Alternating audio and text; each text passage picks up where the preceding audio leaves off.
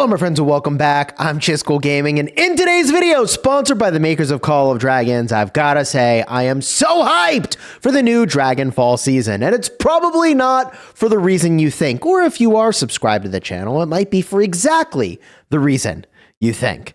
And the reason I'm hyped about Dragonfall as a new season is that the developers are taking away players' ability to make really imbalanced seasons. I am getting ahead of myself, but I'm also very hyped about this. And it's so funny because I have done multiple videos recently where I talked about how it is that the biggest kingdoms are taking easy fights instead of good seasons, and they're valuing account progression over player experience. And here we are with the developers saying, fine, if you don't know how to respect the nice things we've given you, then you know what? We'll just do this thing for you because you can't make good seasons. It's awesome. I'm very hyped about this. And they must have been planning this for a long time because, like, you don't just, like, react to a Chisgule video by 2 days later being like, boom, the new season took away player matchmaking capabilities. But let me just, let me just explain. The new season is Dragonfall. The map looks cool. Looks like we're setting up for a 2 war camp versus 2 war camp situation. How many kingdoms are in each war camp? Probably going to depend on the size of the kingdoms involved or the realms involved. I keep using the word kingdom from my Rise of Kingdoms experience. I got to get this word realm into my head. Whatever. SOS 3 Dragonfall. Now look, I will tell you time and time again, I'm not here for the lore. I'm here for the fights, baby. So if we cruise on through to the season features, there are 4 regions. It's camp versus camp. Red versus blue. A new crisis brings new opportunities. Lords from across the realm will form 2 camps, the summoners and the hunters, to fight for control of the flame dragon. The 2 camps will set out from 4 regions of Belleron, entering the wilderness to uncover the secrets of the dragon bones and put an end to the dragon crisis. But here's the best part. Team up. During the scenario registration matchmaking phase, this season will introduce realm classes and team-up mechanics. Registered realms will be divided into A, B, C, and D class kingdoms. A and B class realms will team up together, as can C and D class. The realms with the most power in their class will be designated as Paragon realms. Paragon realms cannot team up together. Once the team up phase is ended, realms that are yet to team up will be automatically matched with partners. You don't want that. You don't want to be in that category at all. Finally, teams of similar power will be matched against each other, with one team being designated the summoners and the other the hunters. The 2 camps will then do battle across Belleron. I think this is outstanding. This is a reaction to the top kingdoms in the game playing like they value their account progression over good, hard fights. And what it forces, instead of these easy peasy sissy wins they're taking, they have to actually, like, you know, earn it. And to earn it, they've got to fight, because the matchmaking here could be really good. I say could be really good because I actually would say the best matchmaking is player-led, and the best matches you will ever get, in my opinion, are when the people that are in the weeds of the kingdoms talk it out, figure out what the best setup could be based on map position and the ground realities. I don't think you can do better than that, but it is possible that if you are sufficiently sophisticated with data, that you would be able to come up with better seasons than what players can do. That has generally not been my experience, but I think this is a perfect solution, and I cannot believe I did not predict this would come to Call of Dragons based on the fact that, like, look, not just the seasons I've been in, but, like, in many seasons, it seems that people are taking these easy fights. And, like, it's bad for your kingdom if you take lots of easy fights, okay? It is just straight up bad for your kingdom. And, you know, people get very confused and, you know, they don't understand the difference between the anyone can migrate to any kingdom view of the world and the way the game worked before that. Totally different ball game. If you comment on what people did before, then you don't know what you're talking about, and it would take me a long time to go and explain that. I'm not going to do that again in this video because I've done that in other videos and other places. Okay, but what I'll say here is, this is awesome. If you want to be a top kingdom, you have to take top fights, and you have to create for your members those fights. But since those top kingdoms are failing to do that, the devs are like, fine, we'll do it for you, no problem. I love this for this game in its current game state. This is fantastic, okay? And look, if you want your easy wins, go queue the other format, all right? You can you can go queue up with the other 2 realms. I thought that was a good idea. That's so funny to me. I mean, like, I think the Winter is Upon Us is a very cool, very sophisticated map and lends itself to a sort of 2v2v2 free-for-all, which I think when kingdoms in this game and their leaders are doing the sorts of things I'm talking about where they have these really great conversations, I think this could be really fun and really top tier. Like with the right setup, Winter is Upon Us looks really sick. With the way things are looking now, Dragonfall all the way for me, baby. And it's the new season. Everybody wants to play the new season. What are we even talking about, right? Everybody wants the new hotness. So, you know, I think between Dragonfall, okay, and the original first one, was a Calling of Courage, I would still want to do Dragonfall because this puts the matchmaking on the rails. It can only go so sideways. And if we were picking between Winter is Upon Us and Calling of Courage, I'd probably pick the Calling of Courage because I think the 2v2 is easier to come up with some good allies and have a really fun experience. Me personally, all right? But all the formats and all the maps are cool for different reasons. And this is going to be hype, baby.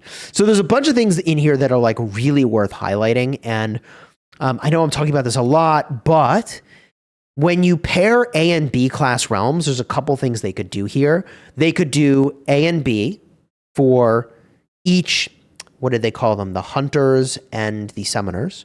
So summoners might have 1A and 1B. Hunters might have 1A and 1B.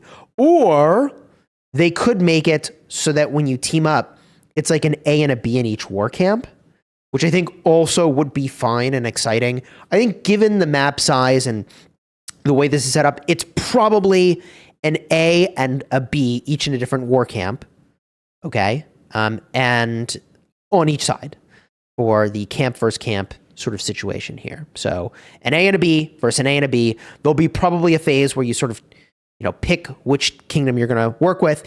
And what I also think is interesting here is that there is no, how do I want to say this, like stacking the deck overly in your favor. There are these Paragon realms, and it looks like there's a Paragon realm for each realm with the most power in their class.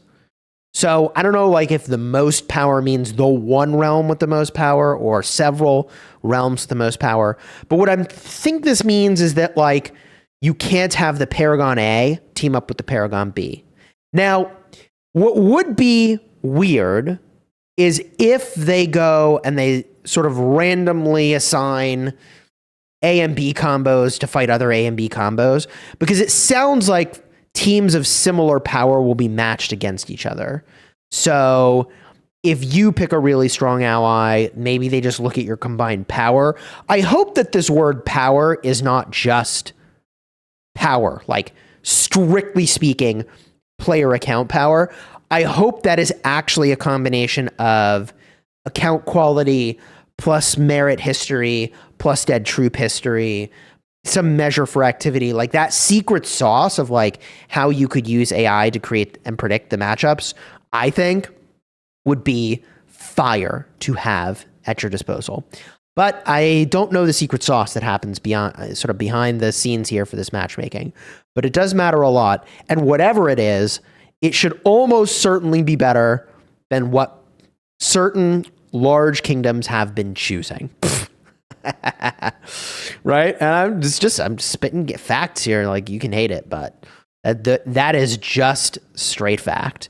So I am very, very hyped about this. There's a fellowship system, camp pass permissions. Players can send legions through passes occupied by their camp to join forces. This is an interesting one. Rapid siege warfare. The horns of war have sounded. The region of, don't ask me to pronounce it, the speed of building and destroying buildings has been greatly increased, and Alliance towers and siege bastions and Alliance fortresses also no longer need to be built within the boundaries of Alliance territory. Oh boy. When Alliance territory is lost, players whose cities are located within territory will be relocated to a random location in their affiliated region. This to me seems like a real plot twist, and I have no clue how I feel about this plot twist. It's like, I don't really understand the implications of this yet, but if the final zone is Kalanstantal and building and destroying everything is faster, but Alliance towers, siege bastions, and fortresses don't need to be built within the boundaries of Alliance territory. Like, I can just build a fortress wherever I want? Do I even need a fortress to start building flags? Can I build a flag wherever I want? Within the boundaries of Alliance territory? I don't know. Maybe I'm just confused. I'm probably just confused. Help me out in the comments on this one. Anyways, we've got army groups. What did you think of army groups last season? Proving grounds, new policies. Cool.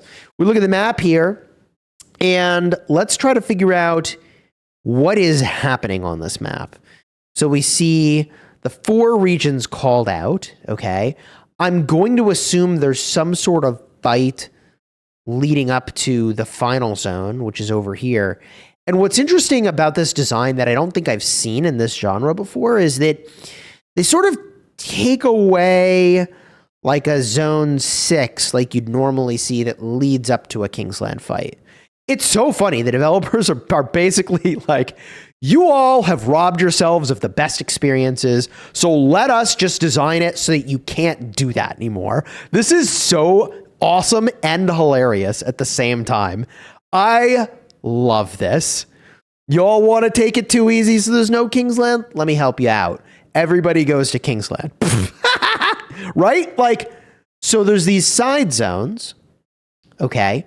So presumably it would be like, unless one of these zones is free, unless it's just these 2 zones that enter into Kingsland, gosh, there's a lot of ways this could run. But like, okay. Let's say it's top versus bottom. Okay. If it's top versus bottom, then maybe what we are looking at together is you've got zone 5s over here that you could fight for. Okay. Maybe that's what that is.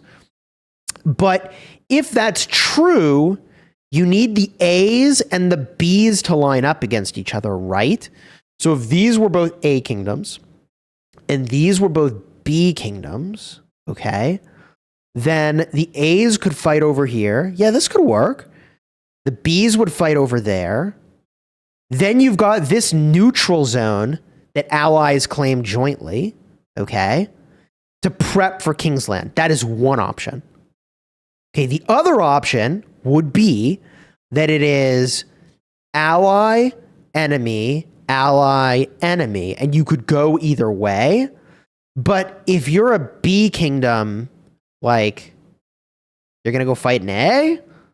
So what could be true is that it could be A, B, B, A, B, B. And then it gets really interesting, where if one of these camps is a double B, which is something they've done in the sort of Nile KVK format in Rise of Kingdoms, what they do is they have an A war camp, and the third war camp in your sort of 3v3 situation is a BB. It's 2 Bs together. And that is also possible. That's like a thing they do, right? I'd have to go reread the rules and see what they say in there again. But I like all of the possibilities here. Is there some way I could have seen the details of this map even more to see the flow of the zones? Let me know in the comments. I don't think that's the case. But either way, this is a very interesting map design. I don't know if there'll be starting zone invasion. I generally am very against starting zone invasion. I think that by the time starting zones are getting invaded, like, we should have just reset the map, send everybody to home kingdom, and let's just get into the next season faster, is my perspective. But I'm always going to err on the side of, like, get me into the next season as soon as it feels like the season is decided. And I feel like there's maybe a 1 in 1,000 that once Dragon is taken, that like, wow, somehow 20 days later, the situation changed. Usually that's just not the case, you know? So I'm actually very interested in how this will progress. And, you know, the more I look at this, the more I think it is possible that like A's on the left, B's on the right, fight for a zone that, you know, has some behemoths in it and some interesting stuff, then potentially progress to a different zone with different behemoths. And then from this zone, you enter into the final zone. That's probably how that goes, rather than sort of entering into the final zone from your starting zone. But if they did do enter final zone from starting zone, you could have like zone invasions that go directly from Kingsland, which also would be very interesting. So all in all, I am super hyped for this, as are 45 other realms that have registered. And I really hope that many more do, because I think this format could be fire. You know, we'll only know once we're in there, and I don't want to oversell it before I've actually done it. But what I hope you're taking away from this is my hype about the way this is set up. Now, there's a registration window. We're in the window. We're registered. This is not really some secret. I mean, anyone could, I think, look at our kingdom and see that we're registered, right? So from here, you go to classification, where you get classed as an A, B, C, or D. And I do think like the C's and the D's probably start getting multiple C's in a war camp, multiple D's in a war camp altogether. Then there's the team up phase. So this is where you join a team or invite others to join your team. And again, I don't know if it's going to be ABB or AB versus AB, or even AABB versus AABB, or like, who knows what those combinations are. But I do think at the C and the D level, it's going to be multiple, you know, realms per war camp, I would guess. Okay. And the team up lasts a couple days. Then there's matchmaking. Okay. Then we get the results. Then we do the brink of war. All right, and then the season will begin. And gosh bless it, your boy Cheese over here is really eager to get some information about mages. What are the new mages going to be? Inquiring minds want to know. But anyways, I'm very much looking forward to the new season. I got to go in here and pop a few buffs, get these going real quick. GG's. What else could I show you for this? There was one thing I wanted to maybe go look at. I don't know. I think you get the idea here. I'm hyped for this new season. Is what I'm trying to say. This looks good, man. I feel like this is such a good read on what players needed right now. And we'll only really know once we get into that season more of those details. But if they have done the thing I think they have done, the game will be forever changed for the better. The kingdoms that are afraid of the real fights can all go have arranged wins in the other KVK modes if they want. And the real ones are going to show up to Dragonfall and have some confidence in what they can do. Am I throwing down the gauntlet? I mean, you know, look. Hey, look. I said this before, and I'll say it one last time because I know that history will be on it. I mean, we've seen this work this way in Rise of Kingdoms. It's like not even controversial. Say that the best kingdoms are going to take the hardest fights, and win or lose, they're going to come out strong because they take hard fights. Or, you know, build a culture of win and play to win and see what happens when you don't. Or see what happens when your fighters all get bored. We know what happens. Those kingdoms die. Spoiler alert. If you want to see me talk more in depth about that, I got cards in the end screen. This format looks outstanding. I am like genuinely hyped for this. And until next time, you have fun smashing your enemies. Take care, everybody.